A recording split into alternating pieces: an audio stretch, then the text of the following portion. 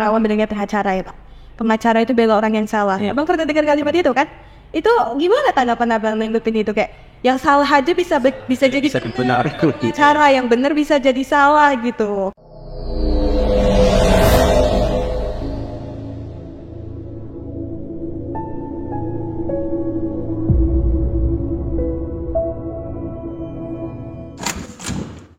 Untuk topik kali ini, kami membahas tentang mengenai pekerjaan-pekerjaan yang mulia yang biasa dinobatkan sebagai officium nobile.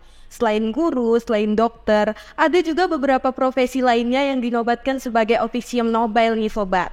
Jadi untuk itu, kali ini kita bareng narasumber hebat kita yang sangat luar biasa, Ketua DPC Pradi Astara, Bapak Tri Purnowidodo SH. Ya. Halo Pak, apa kabar?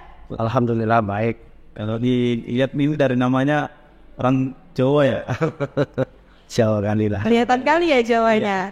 Ya kira-kira kita ini manggil abang, mas atau apa lebih enak ini.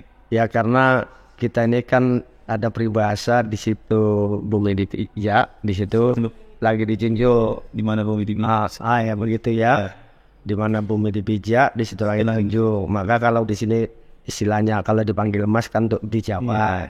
Ya kalau di sini kan abang, nah, dipanggil abang aja agar lebih. Itu jatuh semua. Iya. Bakal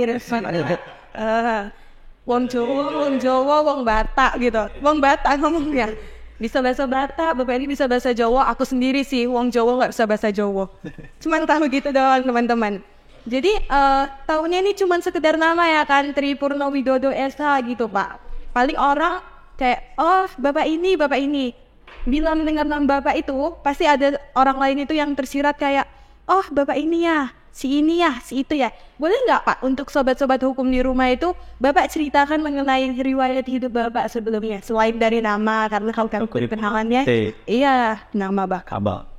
Ya, kalau saya ini lahir, besar, dan cari makan di kisaran. Jadi kalau usia sekarang ini sudah memasuki usia 49 tahun, kemudian di bulan tanggal 31 Januari 2024 yang akan datang, usia saya setengah abad. Jadi saya lahir di kisaran pada tanggal 30 Januari 1974. Sesuai dengan namanya Tri kan? Tiga. Itu saya anak ketiga dari 9 bersaudara. Ya. Kemudian saya menempuh pendidikan itu kebanyakan di kisaran lah. Maka saya bilang saya tadi lahir, besar, cari makan di kisaran. Semua soal nanti dikebumikan di mananya Allah yang tahu. Berarti benar-benar puja ke semua ya? Putra Jawa lahirnya di Sumatera. Oh, setengah abad dan 50 tahun. Berarti masih banyak nih ya. Kan 9 bersaudara tadi ya Pak? Iya. Bingung tadi, Bapak, abang jadinya. Jadi 9 bersaudara itu Bang, abang yang ketiga gitu. Udah di umur yang sekarang gitu. Pencapaian terbesar abang dalam hidup selama ini, boleh dikasih tahu Bang, cerita? Ya sedikit. Pencapaian terbesar ya punya keluarga yang ya mudah-mudahan sampai sekarang baik-baik saja. Baik keluarga dalam berumah tangga. Saya sekarang punya seorang istri, kemudian 2 orang anak yang satu sudah tamat kuliah juga. Oh enggak sih, berarti di atas kami lah ya. Abang berarti ada yang di atas kami kan? Iya, ada itu sekarang sedang bekerja di Jakarta, kemudian yang kedua juga sedang kuliah di Yogyakarta. Kalau yang dua. Asli anaknya sukses kayak bapak nih. Jadi apa namanya jurusan apa? Hukum.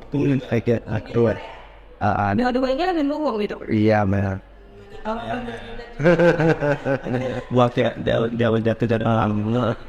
Mungkin Pak Osama juga berminat nanti membangun keluarga sebagai pencapaian terbesar. Iya, itu pencapaian terbesar, berkeluarga, kemudian bisa membangun hubungan keluarga yang baik, kemudian dikaruniai anak-anak yang sampai hari ini insya Allah masih membanggakan kedua orang tuanya. Jadi ini kan Pak, aduh pusing Pak, Bang gitu. Jadi ngomongnya kayak masih belibet gitu. Gak Medan kali, gak asli, bingung juga ya kan. Jadi gini kan Bang, kan Abang dinobatkan sebagai DPC Pradi Astara nih Bang. Nah, Abang sendiri pasti advokat. advokat kan, posisinya sebagai advokat gitu. Jadi seperti yang kami ketahui kalau advokat itu sebelumnya itu ada BKBA, baru siap itu ada ujian profesi advokat gitu bang. Dengar-dengar nih dari senior, dari orang-orang di luar sana itu kalau ujian UPA itu susah banget katanya. Sampai ada yang nyoba mungkin beberapa kali tetap aja gagal gitu. Sementara orang nyoba UPA sekali atau bagaimana? Ya alhamdulillah cuma sekali dan langsung lulus. Sobat Hukum cuma sekali Sudah besar yang ujian profesi advokat gitu. Jadi ini karena banyaknya senior atau teman-teman di luar sana yang menganggap kayak UPA itu susah loh. Aku berulang kali loh sampai bisa dapat gelar sebagai advokat gitu, berulang kali ujiannya. Abang boleh nggak kasih sedikit tips dan trik untuk teman-teman itu biar gimana sih caranya lolos UPA itu cuma dalam sekali tes aja? Ya, jadi sebelum kasih tipsnya tadi, saya cuma ingin menyampaikan ada sedikit perbedaan. Ketika masa saya dulu di tahun 2002 dengan masa setelah 2002. Sebelum berlakunya Undang-Undang 18 tahun 2003 tentang advokat, itu kan ada ada pemisahan tentang orang yang bekerja dalam profesi hukum ini. Yang pertama dia advokat, yang kedua pengacara praktik. Nah kalau advokat itu dia kartunya merah.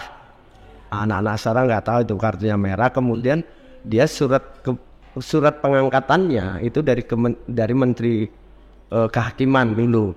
Kalau sekarang Menteri Hukum dan HAM. Kemudian kalau kami pengacara praktik itu dari Pengadilan Tinggi.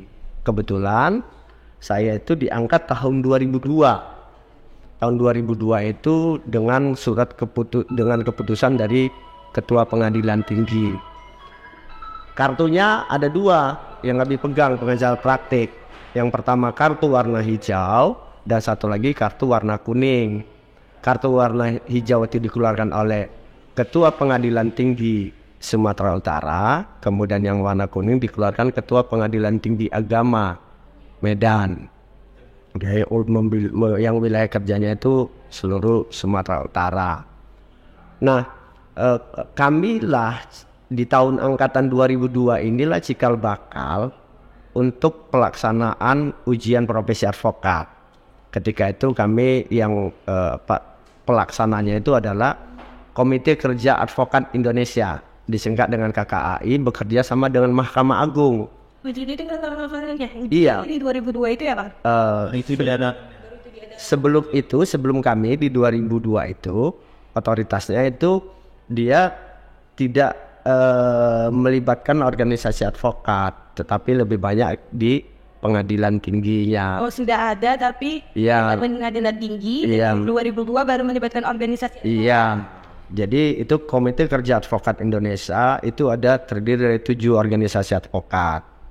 Itu ada IKADIN, Ikatan Advokat Indonesia, kemudian ada Asosiasi Advokat Indonesia, ada Ikatan Penasihat Hukum Indonesia, ada Serikat Pengacara Indonesia, ada HKPM, Himpunan Konsultan Pasar Modal, baru ada Asosiasi Penasihat Hukum Advokat dan Pengacara Indonesia. Ada satu lagi saya agak lupa namanya. Jadi itu membentuk komite bersama, kemudian bekerja sama dengan Mahkamah Agung. Itulah mengadakan ujian profesi advokat di tahun 2002. Waktu itu ya ujiannya hampir sama dengan seperti ini. Ada soalnya itu terdiri dari multiple choice dan ada essay test. Jadi kalau saya perhatikan antara kami di 2002 dulu, kemudian dengan yang sekarang itu modul-modul soalnya itu sama persis. Dan alhamdulillah waktu itu untuk Sumatera Utara ribuan yang mendaftar dan yang lulus kemungkinan sekitar 15%. Hanya ada sekitar 170-an kalau saya nggak ingat. Kecil berarti. Kecil. Kemarin dulu banyak ada juga teman-teman yang sudah menunggu waktu panjang karena itu ada jeda itu kan. Ada kalau saya tidak salah ada 3 atau 4 tahunan itu tidak dilakukan pengangkatan pengacara praktik. Kemudian di 2002 itu diadakan ujian itu, maka banyak yang mendaftar. Jadi ketika saya tamat itu, kemudian diangkat sumpah di 2002 itu. Jadi masih pengacara praktik, belum advokat. Kartunya maka pegang tadi yang kartu hijau, kartu hijau sama kartu kuning. Kalau yang merah itu untuk advokat. Jadi wilayah kerja kami dulu itu adalah wilayah Pengadilan Tinggi Medan dalam wilayah administrasi Provinsi Sumatera Utara. Demikian juga untuk di dalam wilayah setiap pengadilan agama dalam wilayah administrasi Sumatera Utara. Itu bedanya advokat dengan pengacara praktek dari soal tanda pengenal, ya, kartu tanda pengenal. Nah, wilayah kerjanya berbeda. Kalau kemarin advokat dengan kartu merah itu wilayah kerjanya seluruh Indonesia. Jadi mencakup seluruh Indonesia. Pengacara praktik cuma di wilayah Medan berarti provinsi. Iya, wilayah provinsi. Tapi di masa kami, kalau kami ini ingin melakukan praktek keluar dari wilayah hukum pengadilan tinggi di mana kita berdomisili, kita harus minta izin dulu ke pengadilan tinggi Medan, kemudian melapor ke pengadilan tinggi di mana kita akan beracara di sana. Itu perbedaannya. Nah, kemudian dengan berlakunya Undang-Undang 18 2003, maka sesuai dengan pasal 32-nya, ketentuan peralihan dari undang-undang menyatakan bahwa advokat, penasihat hukum, pengacara praktik, dan konsultan hukum yang sudah diangkat sebelum diberlakukan undang-undang ini dinyatakan sebagai advokat. Itu jadi kalau dulu ada pemisahan pengacara praktik, konsultan, ya ada satu kan advokat, advokat. Kalau sekarang disatukan gitu. Iya, luar biasa sih Nadia ini memang. Berarti mungkin dia kalau seperti itu, kalau dia disatukan kan mungkin tesnya lebih susah atau memang sesuai yang Abang bilang tadi sama gitu? Sama. Jadi fondasinya itu di angkatan kami, di angkatan 2002. Jadi cuma perbedaannya kalau sertifikat kelulusan kami ini dulu ditandatangani oleh Komite Kerja Advokat Indonesia, oleh organisasi profesi, dan ditambah oleh Hakim Agung. Karena ada kerjasamanya itu di masa kami antara 7 organisasi advokat yang dalam bersatu dalam KKAI tadi bekerja sama dengan Mahkamah Agung. Jadi sertifikat kelulusan saya di 2002 itu melibatkan tanda tangan dari Mahkamah Agung. Kalau sekarang kan tidak, otoritasnya itu sepenuhnya ada di organisasi advokat. Jadi menurut Abang nggak susah-susah kali walaupun kemungkinan lulusnya itu kecil. Persen dari sekian gitu. Iya. Jadi untuk teman-teman berjuang, mana tahu Bang Osama mau jadi advokat juga, langsung jadi advokat. Jadi saya ingin sedikit mau tanyakan ini Bang, dari pernyataan Abang tadi yang cukup panjang yang menjelaskan tadi, kira-kira ini Abang menjabat sebagai ketua Pradi ya? Iya. Sudah berapa lama, dan mungkin kasus apa yang paling berkesan atau yang pernah Abang tangani selama menjadi advokat ini Bang? Iya. Jadi kalau dalam sejarah organisasi dalam Pradi, Perhimpunan Advokat Indonesia, saya itu sudah masuk periode kedua. Iya, periode pertama itu di tahun 2018 sampai dengan tahun 2023 kemarin di Februari selesainya. Itu periode pertama, 5 tahun. Nah, baru kemudian masuk periode kedua 2023 sampai dengan 2028. Nah, jadi setelah itu nggak boleh lagi. Cuma 2 periode boleh. Jangan 3 periode. Cukup 2 ya. Jadi itu cuma kami tidak boleh sampai di 3 periode. Itu dia. Jadi kasus-kasus besar yang udah Abang menuju kayak gimana gitu? Ya. Masyarakat tuh yang susahnya atau yang mungkin berkesan kali itu udah Bapak. Ada. Ya, jadi kalau kami advokat itu kan harus mempunyai prinsip bahwa semua perkara itu sama. Iya, nggak ada perkara besar, nggak ada perkara kecil. Ya, karena memang semua klien, semua pencari keadilan itu harus diperlakukan sama. kita itu tidak boleh membedakan penanganan perkara itu berdasarkan status sosial, kemudian keyakinannya, baik keyakinan agama maupun keyakinan politiknya, baru kemudian tidak boleh membedakan dari soal pandangan politik. Jadi kalau ditanya kasus-kasus yang mungkin yang dianggap publik itu kasus besar atau tidak, soal persoalan apakah satu kasus menarik perhatian publik atau tidak, itu. Iya. Disorotnya nggak masalah besar gitu. Iya, kasus kalau kami menganggap kasus, mungkin orang menganggap juga kasus besar, tapi dalam kami advokat itu tetap sama, cuma dia kasus yang menarik perhatian publik sehingga kemudian penanganan menjadi besar. Iya, jadi kalau dalam praktek ya sejak diangkat di 2002 sampai dengan sekarang 2023 ya udah jalan 21 tahun ya, kasus-kasus yang ada cukup membuat kita bikin kepala itu juga bikin pusing, yang artinya menyedot energi yang cukup besar itu ketika kita menangani perkara perselisihan hak tanah antara salah satu BUMN di Kabupaten Asahan dengan masyarakat sekitarnya. Itu memang energinya besar karena memang dampak dari perselisihan itu bukan melibatkan 1-2 orang, tapi ratusan kepala keluarga. Kemudian kasus-kasus yang terakhir ini soal pemutusan hubungan kerja terhadap 126 buruh di salah satu perusahaan karet di Kabupaten Asahan.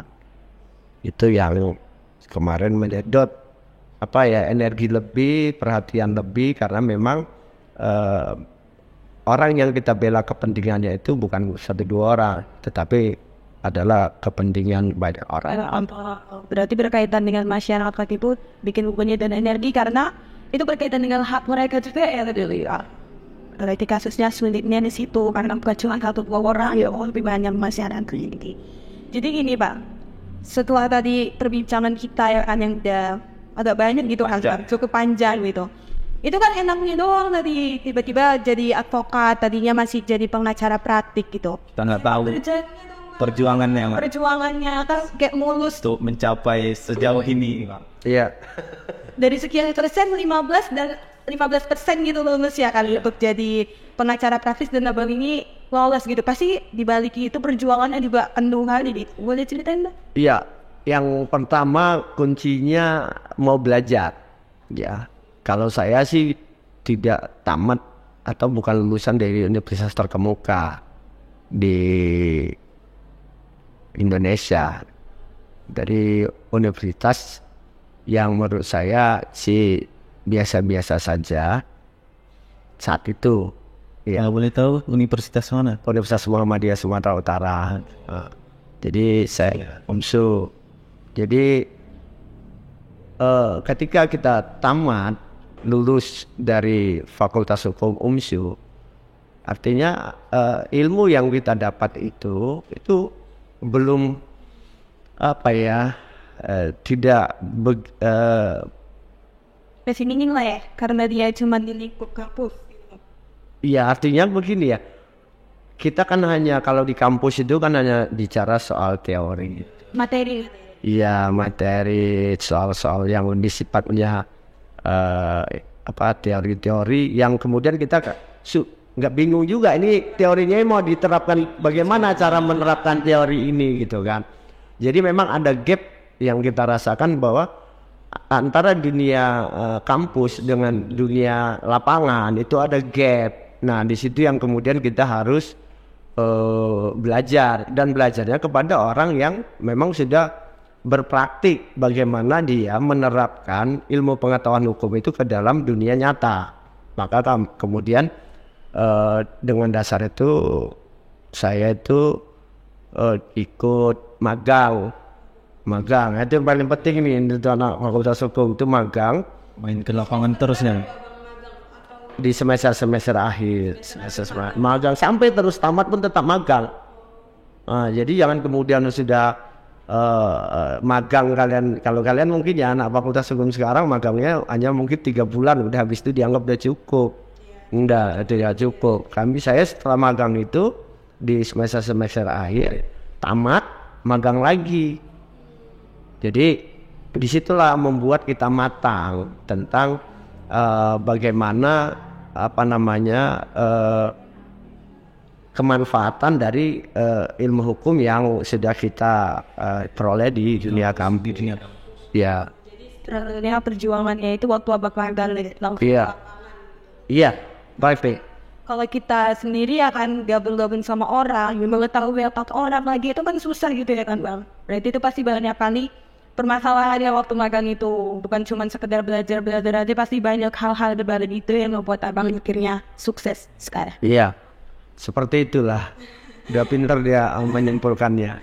Iya, berarti karena kita tahu kan kalau untuk mengetahui otak orang itu bisa, apalagi di dunia magang, apalagi banyak yang bilang kan bang kayak nikmati aja masa kampusnya, nanti siapa itu kerja itu nggak bakal dapet lagi teman-teman kayak gitu dengan watak orang yang berbeda. Kita harus mengetahui sifat-sifat orang lagi, beradaptasi gitu ya mbak. Berarti abang udah merasain dia itu di dunia magang dengan perjuangan abang.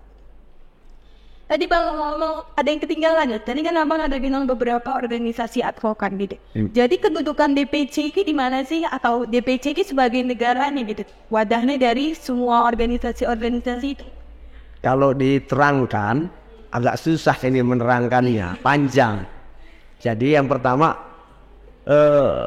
ada sikap yang ambigu sebetulnya yang dibikin oleh pemangku jabatan. Kalau kita lihat Undang-Undang nomor 18 tahun 2003 tentang advokat itu udah jelas bahwa 2 tahun setelah diundangkannya undang-undang ini, maka organisasi advokat harus sudah terbentuk. Itu kesepakatan yang dibuat antara 7 organisasi yang mendorong lahirnya undangan advokat tadi dengan pembentuk undang-undang. Nah, maka kemudian sebelum berakhirnya waktu 2 tahun yang disyaratkan dalam undang-undang tadi, lahirlah Peradi. Nah, sistem di dalam undang-undang advokat itu adalah single bar, tidak multi bar. Berarti asosiasinya itu asosiasi tunggal, bukan asosiasi yang jamak. Enggak gabungan gitu ya istilah. Iya, single bar. Jadi organisasi advokat cuma satu-satunya organisasi advokat itu harus Peradi. Tetapi bukan kemudian organisasi yang sudah ada itu bubar, tidak. Mereka penyokong dari Peradi. Tapi sekarang sudah, walaupun undang-undangnya dia sistem single bar, tetapi kenyataannya multi bar. Karena apa? Karena Mahkamah Agung itu melalui sebuah surat, hanya sebuah surat kalau saya tidak salah di 2015 atau 2014 itu mengatakan bahwa pengangkatan advokat dan penyumpahan itu bisa dari organisasi advokat manapun. Maka sekarang dari organisasi manapun boleh. Agak-agak aneh juga namanya, ya kan, yang untuk melakukan penyumpahan. Sementara di beberapa putusan Mahkamah Konstitusi sudah meneguhkan bahwa Peradi adalah organisasi advokat sebagaimana dimaksud di dalam Undang-Undang Advokat. Jadi kalau diceritakan agak terlalu panjang sebetulnya. Iya. Nah, cuma agak menarik tadi ya soal pilihan judulnya pengacara sebagai Nobel. Nah, saya agak kritisi sedikit. Kalau pengacara itu nanti yang pertama tadi istilah itu sudah dihapus dengan undang-undang advokat, tapi di dalam kehidupan sosial memang masyarakat mengenal pengacara itu adalah advokat. Saya pernah menyaksikan dan pernah juga merasakan tentang pengacara itu, pandangan masyarakat tentang pengacara. Kalau pengacara itu hanya ANSI, beracara di pengadilan, beracara. Kalau kita lihat di undang-undang advokat, advokat itu bukan hanya beracara di pengadilan, dia melakukan pembelaan, melakukan advokasi dalam menegakkan hak-hak kliennya. Itu bisa di dalam maupun di luar pengadilan. Pernah saya lihat di salah satu tayangan medsos, seorang perwira menengah kepolisian menganggap kebetulan itu ada adu argumentasi mereka di lapangan. Mereka salah seorang perwira bilang, wah, pengacara itu kan tugasnya di pengadilan, tidak di lapangan seperti ini. Dan saya pernah juga merasakan seperti itu ketika melakukan advokasi di lapangan, di mana kehadiran kita ditolak oleh mereka. Bapak kan pengacara itu hanya beracara di pengadilan, tidak di lapangan, begitu. Nah ada penyempitan kalau ada pilihan kata pengacara tadi malah bisa diartik penyempitan makna. Sementara advokat itu lebih luas dia. Jadi berarti advokat itu perbedaan. Iya. Ya dulu, sekarang kan nggak ada lagi advokat. Temanya kali ini advokat sebagai official Nobel. Iya. Dari tadi ngomong official Nobel nih untuk sobat hukum. Jadi official Nobel itu adalah suatu pekerjaan yang dianggap mulia tanpa mengetahui latar belakang dari klien atau orang tertentu yang dibantu. Jadi untuk itu tadi aku nyebutin itu ada guru, dokter. Nah, pengacara atau advokat ini juga sebagai official Nobel itu ya kan Pak? Bang Osama mau jadi advokat? Nanti dipikirkan dulu kalau setelah mengetahui saya kerjaan Bapak ini ya dipikirkan, karena biasanya Pak kalau anak hukum tuh paling lulus banyak ini masyarakat awam bilangnya hukum sempit, lulus paling jadi pengacara, lulus paling jadi notaris ya kan. Padahal menurut pandangan Bapak sendiri kalau anak hukum itu apa cuma sekitaran itu aja gitu Pak, atau bisa jadi yang lain gitu loh? Ya, yang pertama kehidupan masyarakat, kehidupan sosial dalam berbangsa dan bernegara itu kan diikat oleh aturan-aturan hukum. Jadi kemudian bukan hanya dalam berbangsa dan bernegara, dalam hubungan global itu juga diikat oleh aturan-aturan hukum. Berarti kalau saya bilang ini anak hukum ini bisa mendunia begitu. Jadi dia tidak hanya terbatas pada soal memilih profesi hukum dalam dunia penegakan hukum seperti hakim, jaksa, advokat, kemudian profesi hukum lain yang seperti advokat dan lain-lain, tapi juga bisa masuk ke dalam sektor-sektor swasta, dalam misalnya perusahaan. Karena apa? Secara sederhana saja untuk hubungan antara perusahaan dengan tenaga kerja itu diatur oleh ketentuan hukum. Jadi anak hukum bisa masuk ke dalam kuasa hukumnya. Tidak, jadi bagian dari legalnya, bagian hukum dari perusahaan itu. Apakah dia personalia atau apa? Saya nggak gitu. Tapi intinya dia anak hukum ini atau anak-anak lulusan hukum ini lapangan pekerjaannya demikian luas karena semua lini kehidupan itu diatur oleh hukum. Tidak ada kehidupan di dunia ini tidak diatur oleh hukum. Semua berkaitan dengan hukum. Makanya anak-anak di lulusan hukum itu semestinya mampu berpikiran luas, bergaul luas sehingga memang bisa masuk ke dalam luasnya kehidupan dunia ini di dalam bidang-bidang pekerjaan. Jadi bangga lah kita ya Bang jadi anak hukum. Tamat ini nggak cuma jadi advokat, nggak cuma notaris, jaksa, bisa jadi yang lain-lain. Luas. Iya luas. Cuma jangan jadi transformer atau jangan jadi gapan, aduh ya. Tahu mau jadi Batman juga. Berubah ya kan. Bang, jadi kan kami tahu nih, pasti Bang Osama juga pernah dengar nggak sih kalimat yang pengacara, kan orang awam mendengar pengacara ya Bang. Pengacara itu bela orang yang salah. Bang pernah dengar kalimat itu kan? Itu gimana tanggapan Abang nanggepin itu, kayak yang salah aja bisa jadi benar. Cara yang benar bisa jadi salah gitu. Itu gimana Bang? Yang pertama ya pemahaman masyarakat seperti itu harus kita kita lihat itu adalah sesuatu realitas yang ada di tengah-tengah masyarakat. Yaitu walaupun pemahaman itu keliru, tetapi kita tidak bisa menafikan pemahaman itu. Pemahaman itu bisa jadi timbul karena yang pertama, tidak pahamnya mereka tentang peran dan fungsi advokat, satu. Yang kedua, tidak paham tentang pengetahuan hukum.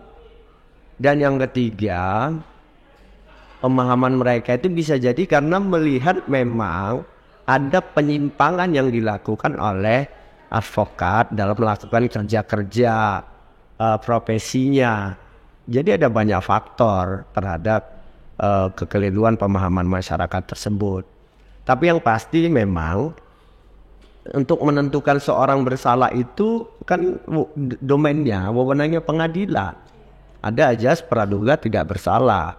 Tidak ada satu orang pun boleh dianggap bersalah tanpa ada putusan pengadilan yang berkekuatan hukum tetap. Nah, sehingga pernyataan seseorang bersalah itu setelah ada putusan pengadilan. Nah, tugas kita advokat adalah bagaimana menjamin agar proses hukum terhadap orang yang kita bela itu sesuai dengan ketentuan peraturan perundang-undangan. Sudah. Kemudian kalaupun dia dinyatakan bersalah, dia harus dihukum sesuai dengan perbuatannya. Tidak boleh lebih dari situ. Nah, jadi kita kan tidak tahu dia ini bersalah atau tidak ketika dia apa. Karena kita akan harus mengikuti proses dulu, kemudian pengadilan yang menentukan dia bersalah atau tidak. Nanti ada lagi soal misalnya orang melakukan sesuatu, misalnya dia mengambil sesuatu barang begitu Kak. Ya kita tidak membela perbuatannya itu sebagai sebuah kebenaran, tidak. Tapi kita membela pribadi-pribadi dan hak yang melekat di diri dia. Iya, membela hak dia. Bagaimana agar dia diperlakukan adil, diperlakukan tidak semena-mena, tidak dilakukan kekerasan terhadap dia. Kemudian bisa kita menyajikan kepada hakim bahwa alasan-alasan dia melakukan perbuatan itu. Entah persoalan perutnya. Iya. Jadi itu adalah pandangan yang keliru. Kita tidak membela orang yang salah, kita membela orang-orang yang berkonflik dengan hukum agar mendapatkan hak-haknya yang sudah dijamin dan diatur dalam peraturan perundang-undangan. Nah, harus dipahami juga dalam perkembangan dunia hukum sekarang, advokat itu bukan hanya mewakili kepentingan orang yang diduga kepentingan pelaku, tetapi kepentingan korban juga bisa diwakilkan oleh advokat. Contoh misalnya kita bisa lihat di undang-undang tentang perlindungan anak, di situ dijelas diafirmasi bahwa advokat itu mempunyai kewenangan untuk membela kepentingan anak yang menjadi korban. Atau misalnya dalam undang-undang perlindungan perempuan ya, atau kekerasan dalam rumah tangga, itu ada di situ. Jadi bukan hanya pelaku, korban juga. Nah, itu juga ada kekeliruan juga lagi di pandangan masyarakat, dan ini tugas dari kita semua untuk mengkampanyekan seperti itu bahwa kita itu tidak hanya soal melakukan tugas-tugas pembelaan itu di pengadilan, tetapi juga di luar pengadilan. Jadi untuk sobat-sobat ini kan, sobat-sobat hukum, ya sebenarnya pengacara itu bukan bela orang yang salah kok, tapi bela hak-hak Membela hak mereka. Bukan berarti semestinya kayak kalau salah berarti dia harus dihukum. Itu ada aturannya sendiri teman-teman. Jadi harus membela sesuai dengan hak-hak dari mereka sendiri. Terakhir nih Bang, udah perbincangan panjang, semua udah kita bahas gitu. Sepak terjang Abang, riwayat hidupnya, terus mengenai DPC, Pradi, Astara gitu. Boleh dong Bang kasih sedikit motivasi untuk sobat-sobat hukum biar bisa sukses kayak Abang, pencapaian terbesarnya di bidang keluarga, terus sukses menjadi advokat, sukses juga menjadi DPC Pradi Astara, dan ini periode keduanya gitu. Sedikit motivasi Bang? Khususnya untuk anak-anak hukum. Yang pertama, jangan pernah menyerah. Itu yang bahwa hidup di dunia nyata itu beda dengan hidup di dunia maya, ya. Jadi di dunia nyata itu kita harus mampu bersaing dengan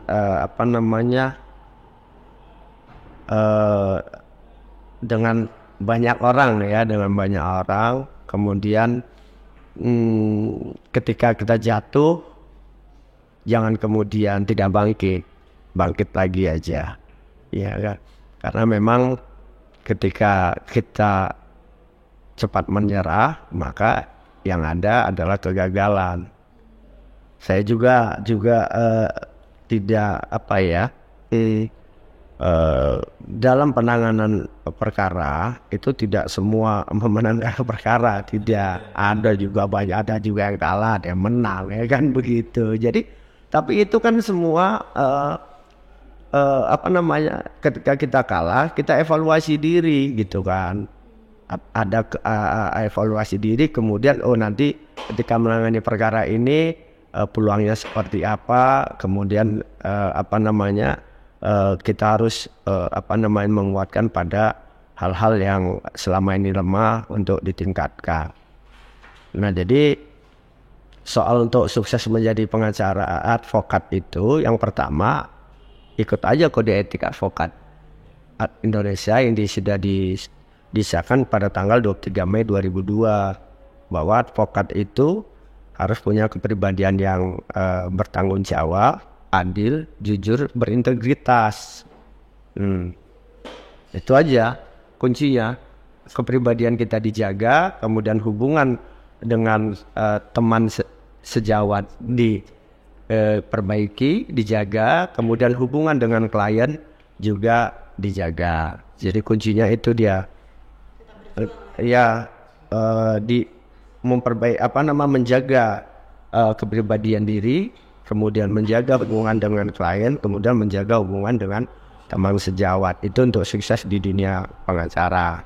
Jadi tidak kami juga dalam masa perjuangan itu, bisa memperjuangkan masa depan lagi aja. Iya. Perjuangkan masa depan gitu.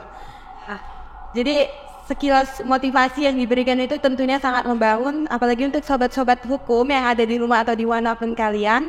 Untuk kalian jangan pantang menyerah, terus lakuin sebisanya, walaupun kita tahu di finishnya itu ada yang gagal ataupun ada yang menang. Itu takdir yang kuasa. Intinya kita berjuang dimanapun itu, kita tetap berjuang. Oke sobat hukum, jangan lupa untuk like, subscribe, dan komen channel YouTube Fakultas Hukum Universitas Asahan, karena tentunya bakal banyak-banyak materi lainnya yang disuguhkan di sini. Mungkin bisa bareng aku atau bareng Bang Osama atau bareng narasumber kita lagi nantinya bakal diundang. Oke, sekilas dari kami. Bye-bye.